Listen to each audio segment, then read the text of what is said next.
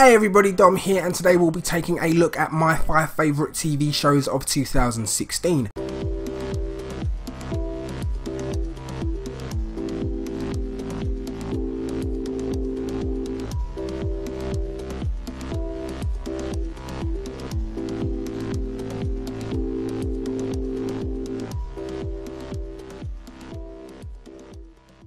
Just a quick disclaimer, these are my personal top 5 television shows, okay? I'm not saying that they're objectively the best shows, just that they are my personal favourites. It's all subjective and I'm not an authority on this stuff at all, so it's okay if we disagree. Different strokes for different folks. But be sure to let me know your top 5 favourite TV shows down below and we'll see if we can get a mature and edifying discussion going. Also, sorry about my voice, I have a little bit of a cold, so I'm going to sound a bit weird. Now let me quickly just pay lip service to some honourable mentions in the form of the second seasons of Daredevil, Better Call Saul and Mr. Robot, and the first seasons of Luke Cage and in particular Atlanta, all of which were shows I had an amazing time with but just fall short of the top 5. Anyway, there may be spoilers ahead and let's get started.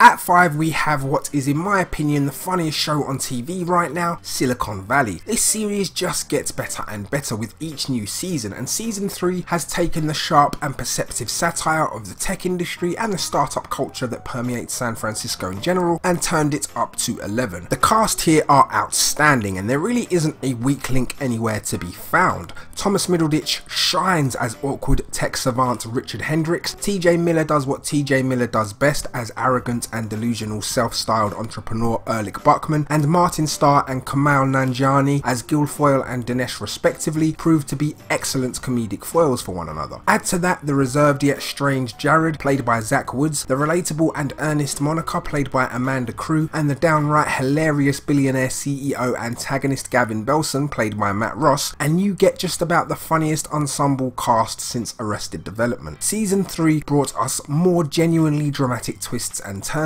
as it examined further just how nothing in the tech industry is ever simple, and it really doesn't matter just how revolutionary your compression algorithm is. If your user interface sucks, then consider yourself dead in the water. Silicon Valley has been renewed for a 4th season, set to air in 2017. If you haven't already, I strongly suggest that you get on board.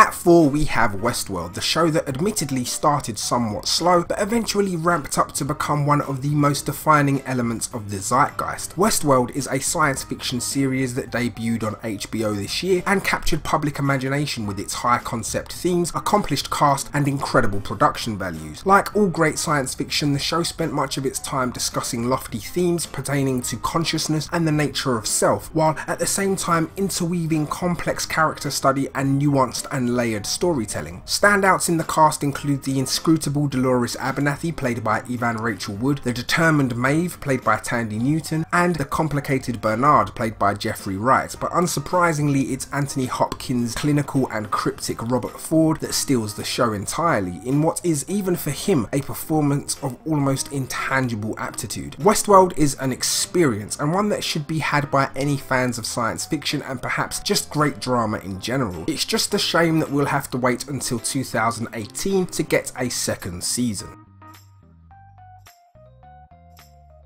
At 3 we have Stranger Things, and I can already hear the groans. Yes, I'm sure that you're all sick of hearing the internet spout on about this show as it fast became a darling of the nerd community, but cynicism aside, I have to be absolutely honest and say that I loved this thing. Now, I'll be the first to admit that there is more than likely a case of the member berries at play here, but that doesn't distract from the fact that the 80s fetishization scene here has resulted in an almost Proustian moment for me, and that moment was masterfully exploited and built upon to bring us genuinely thrilling mystery with a whole host of career high performances. Winona Ryder was excellent as manic and concerned mother Joyce Byers, while David Harbour's chief of police Jim Hopper was both complicated and empathetic, and had perhaps the most significant arc of the series. But of course, praise has to go out to the kids here who were so perfectly cast and embodied the kids solving a mystery trope that was so prevalent in the 80s and early 90s that it almost became a genre unto itself. Special mention should be made of Millie Bobby Brown as Eleven, who, despite maybe only saying 40 words in the entire season, managed to convey so much through expression and body language. You may be sick of hearing about it, but Stranger Things isn't going anywhere anytime soon, and I, for one, am happy it isn't.